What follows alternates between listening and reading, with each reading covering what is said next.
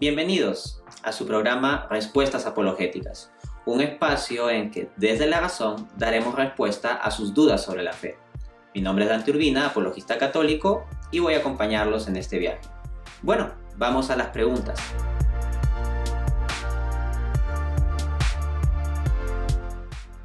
Bien, para saber lo que una cosa es, su esencia, conviene tomar como medio lo que su nombre significa. En ese sentido, podemos acudir a la etimología que estudia el origen de las palabras. En el caso de la palabra alma, tenemos que viene del latín anima, que quiere decir principio de vida o principio de movimiento. Así, por ejemplo, cuando se habla de dibujitos animados o dibujos animados, son dibujos que se mueven, ¿no? Que tienen expresiones y todo ello. Desde esa perspectiva, entendiendo alma como principio de vida, puede decirse en cierto modo que todos los seres vivos tienen alma. Así, en el esquema aristotélico tomista se distinguen tres tipos o niveles de alma. Primero, el alma vegetativa, que es la propia de las plantas. Luego, el alma sensitiva, que es la propia de los animales. Y en tercera instancia, el alma racional, que es la propia de los seres humanos. También se le puede llamar alma espiritual.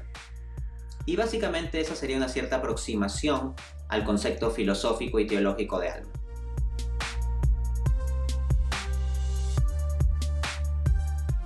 A ver, las potencias son capacidades, son ciertos elementos que tiene el alma en sí y que la habilitan para ciertas operaciones que le son propias. Para entender la idea de potencias del alma podemos tomar la referencia de los sentidos del cuerpo. Así, por ejemplo, se habla del sentido del olfato, del tacto, del gusto, etc., los cuales se asocian a operaciones como, oler, sentir o tocar, gustar o degustar, etc. En el caso del alma, las potencias serían el intelecto, la voluntad y la memoria. Aunque otras clasificaciones plantean también intelecto, voluntad y emoción. Vamos a definir brevemente esto. En el caso del intelecto, tenemos que su operación propia es el pensar. La operación propia de la voluntad, por otra parte, sería el querer o desear. Y la emoción y la potencia de la memoria estaría asociada al acto de recordar. Desde esta perspectiva, se encuentra cierta diferencia cualitativa del ser humano respecto a los animales. Tomemos la potencia del intelecto. Los animales tienen un cierto pensamiento, pero que se queda en el nivel sensitivo, propio de lo que hemos llamado alma sensitiva, en términos de las cosas que se pueden ver y tocar. Los animales pueden utilizar ciertos razonamientos básicos para correlación de cosas materiales. En cambio, los seres humanos somos capaces del pensamiento abstracto, que es lo propio del intelecto. Así, podemos plantear cuestiones sobre matemáticas o hacernos preguntas filosóficas o existenciales, como el sentido de la vida, la existencia de Dios y cosas así. En el caso de la voluntad, tenemos que en nosotros los seres humanos se asocia al libre albedrío. Esto está en contraste con los animales que se guían por sus instintos. Es en ese sentido que los seres humanos tenemos una categorización moral respecto a nuestras acciones, porque tenemos libre albedrío. Así, cuando un lobo mata a una liebre para comérsela, decimos que la mata, pero no que la asesina, en el sentido de que no establecemos una culpabilización moral hacia el lobo porque no le damos la cualidad de libre albedrío. En cambio, si un ser humano mata a otro, decimos que es un asesino, porque sí estamos dando ahí una caracterización moral, precisamente porque tiene libre albedrío o voluntad. En el caso de la memoria, lo que se encuentra es que en la realidad humana nos permite tener una autoconciencia biográfica. Los animales pueden tener una autoconciencia biológica, en el sentido de entender que tienen un cuerpo propio y que este cuerpo es distinto del mundo material exterior. Pero en el caso de nosotros los seres humanos, al ver la continuidad de nuestra vida, al vernos como un yo, entendemos que hay algo distinto en nosotros, incluso a la mera realidad material, que nosotros somos cualitativamente distintos a la mera suma de posiciones materiales externas e internas en que se halla nuestro cuerpo. Eso es una autoconciencia biográfica, trascendente.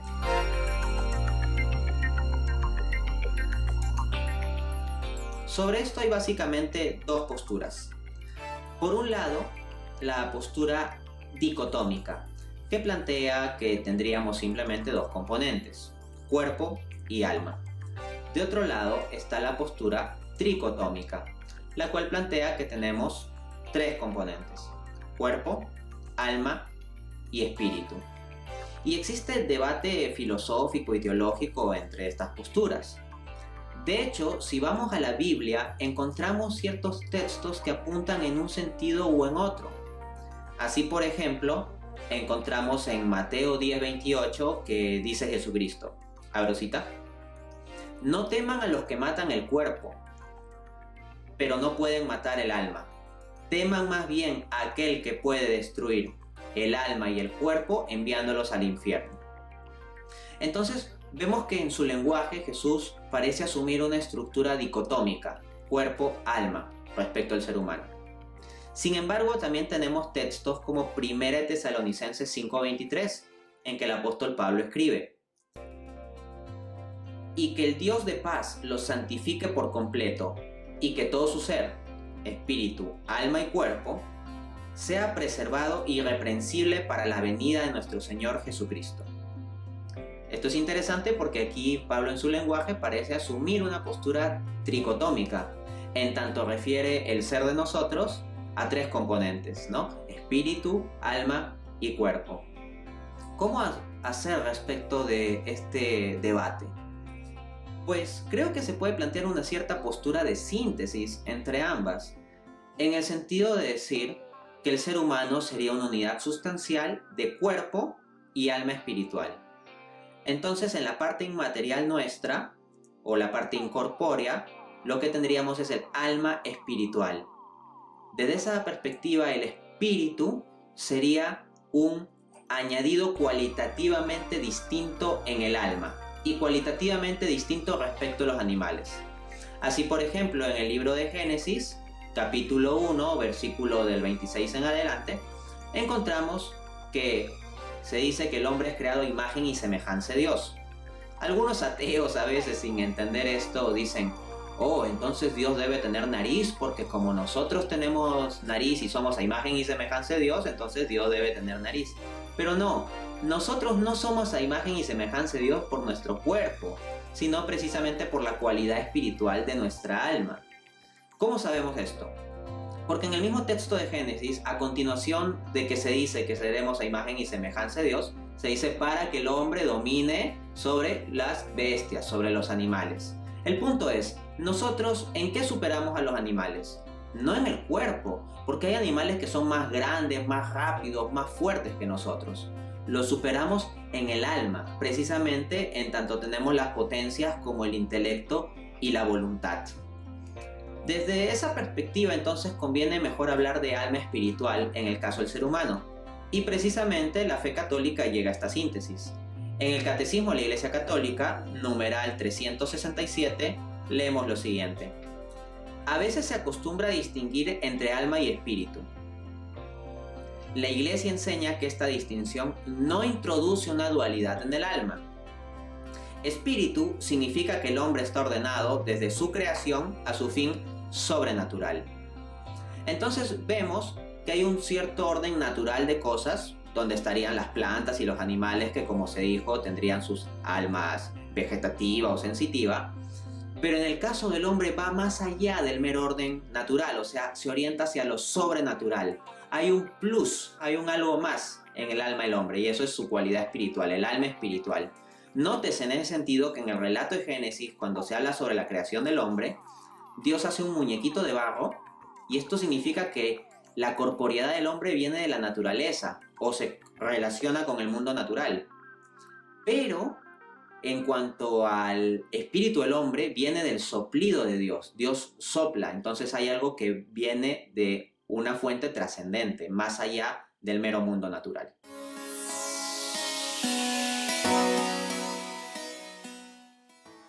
Bueno, Sobre esto he dado una conferencia el año 2013 con el título Las neurociencias y el espíritu, una visión teísta, la cual encuentran en mi canal de YouTube. En esta conferencia muestro cómo los mismos descubrimientos de las neurociencias apuntan a que la mente no se reduciría meramente al cerebro, ¿ok?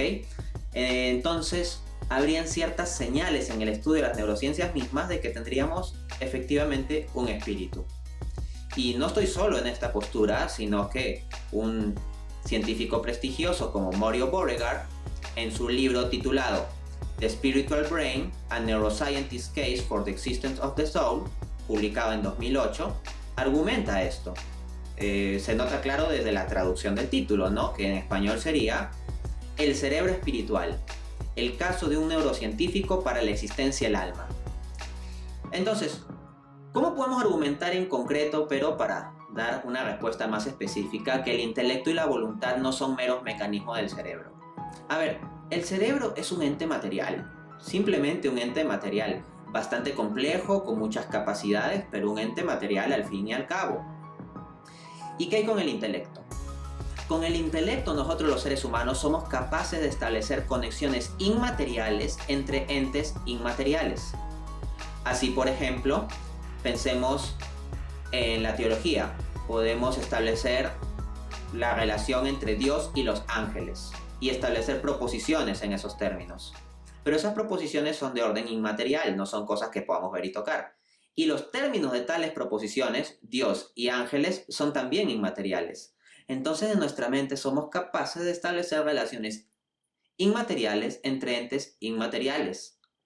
En el caso de la inteligencia sensitiva de los animales, se reduce meramente a la correlación de cosas materiales. Desde esa perspectiva, los animales pueden llegar a tener gran habilidad, pero no ese nivel de intelecto trascendente. El punto es el siguiente. Si el hombre no es nada más que un animal un poco más evolucionado, y si el cerebro, que no es más que materia, es lo que explica del todo el pensamiento y la mente, ¿cómo es posible que el cerebro, que es algo puramente material, habilite que podamos hacer conexiones inmateriales entre entes inmateriales? No se ve cómo podría hacerlo, no está en su potencia propia. En consecuencia, vemos en la operación del intelecto algo que va más allá del cerebro, entendido como mero objeto físico. ¿Y qué hay sobre la voluntad? Como se había explicado, la voluntad se asocia al libre albedrío. Y si nosotros comenzamos a pensar, el querer negar el libre albedrío lleva a absurdos. ¿Y por qué habría que negar el libre albedrío? Si nosotros decimos que la realidad del pensamiento humano se reduce al cerebro, el punto es que el cerebro está determinado por mecanismos físico-químicos. En consecuencia, no hay elección libre, porque como hay leyes físicas detrás de la determinación del cerebro, y si el cerebro es lo que determina nuestras acciones, el libre albedrío sería una ilusión. Pero si yo veo a un delincuente pateando en la calle a una anciana para robarle la cartera, yo inmediatamente me indigno, porque entiendo que hay una responsabilidad moral en el acto que está realizando. Y hay responsabilidad moral porque tiene libre albedrío, es decir, porque podría haber elegido actuar de otro modo. Pero si nos vamos a este contexto neurocientificista en que todo se reduce al cerebro, el delincuente me podría replicar: oiga, lo que pasa es que yo tengo ciertos condicionamientos físico-químicos en mi cerebro en relación con el ambiente que me han llevado a este curso de acción, y como somos determinados por el cerebro y no hay libre albedrío, entonces yo no podría actuar de otro modo, así que no venga usted a culpabilizarme de que estoy pateando a esta anciana. Pero entendemos que esa respuesta tiene una incoherencia, es contraintuitiva, repugna a la razón. En consecuencia, es más razonable plantear que tenemos una voluntad libre que no se reduce meramente a un subproducto del cerebro como una ilusión. Y bueno, eso es lo que hemos explorado un poco el día de hoy para profundizar en nuestra fe. Nos vemos en un siguiente programa.